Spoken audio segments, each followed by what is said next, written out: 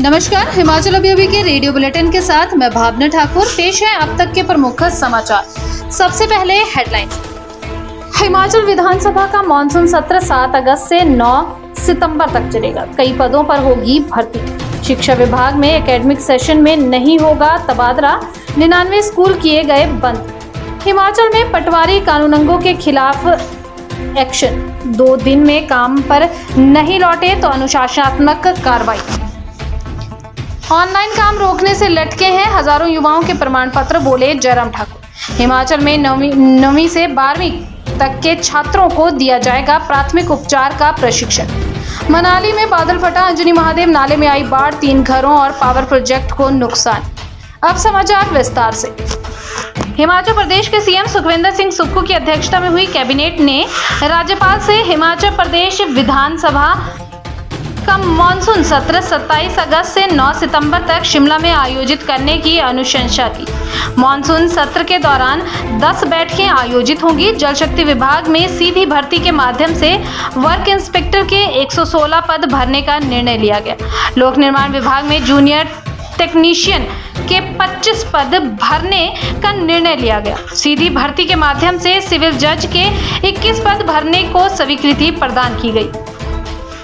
CM Sukhvinder Singh Sukhu की अध्यक्षता में हुई कैबिनेट की बैठक में 2 किलोमीटर के दायरे में सरकारी प्राथमिक स्कूलों और 3 किलोमीटर के दायरे में सरकारी मिडिल स्कूलों को 5 या इससे कम विद्यार्थियों की स्थिति में विलय करने को मंजूरी दी है।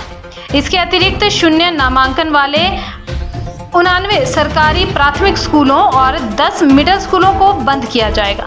शिक्षा विभाग में शिक्षण स्टाफ को शैक्षणिक सत्र के अंत में प्रतिवर्ष स्थानांतरित किया जाएगा। हिमाचल सरकार और पटवारी कानूनगो विवाद के बीच अतिरिक्त मुख्य सचिव राजस्व ओंकार शर्मा ने एक आदेश जारी किया है, जिसमें सभी डीसी को प्रदर्शन कर रहे पटवारी कानूनगो के खिलाफ सख्त कार्रवाई करने को कहा गया है। SCS राजस्व के इन आदेशों से पटवारी कानूनगों में हंगामा मच गया है। उन्होंने 2 दिन के भीतर काम पर वापस न लौटने पर अनुशासनात्मक कार्रवाई करने को कहा है। शेष समाचार ब्रेक के बाद।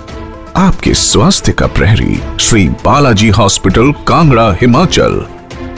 नेता प्रतिपक्ष जयराम ठाकुर ने कहा कि प्रदेश में पटवारी द्वारा ऑनलाइन काम रोक दिया गया है, जिसके कारण प्रदेश भर के युवाओं के प्रमाण पत्र नहीं बन पा रहे हैं।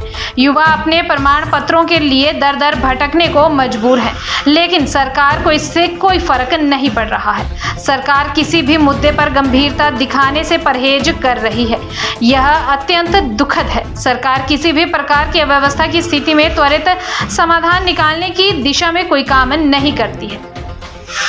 स्वास्थ्य मंत्री डॉक्टर कर्नल धनीराम शांडिल की अध्यक्षता में हिमाचल प्रदेश राज्य रेड क्रॉस प्रबंधन समिति की बैठक हुई। बैठक में डॉक्टर शांडिल ने कहा कि हिमाचल प्रदेश में पहली बार स्कूली छात्र रेड क्रॉस में शामिल किए जाएंगे। इस बैठक में 9वीं से 12वीं तक के छात्रों को फर्स्ट एड प्रशिक्षण देने पर भी बात हुई। इसके लिए प्रदेश भर में प्रशिक्षण शिविर आयोजित किए जाएंगे और छात्रों को प्रमाण पत्र भी प्रदान किए जाएंगे। पर्यटन नगरी मनाली के अंजनी महादेव नाला में बीती रात बाढ़ आ गई, जिससे भारी मात्रा में मलबा मनाली लेह सड़क पर आ गया। इससे यह सड़क यातायात के लिए पूरी तरह से बंद हो गई। बताया जा रहा है कि क्षेत्र में बीती रात बादल फटने के बाद भारी बारिश हुई। इससे अचानक अंजनी महादेव नाले में बाढ़ आई।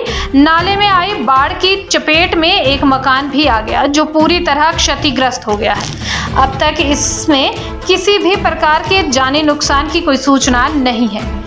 इसी के साथ समाचार समाप्त हुए। नमस्कार।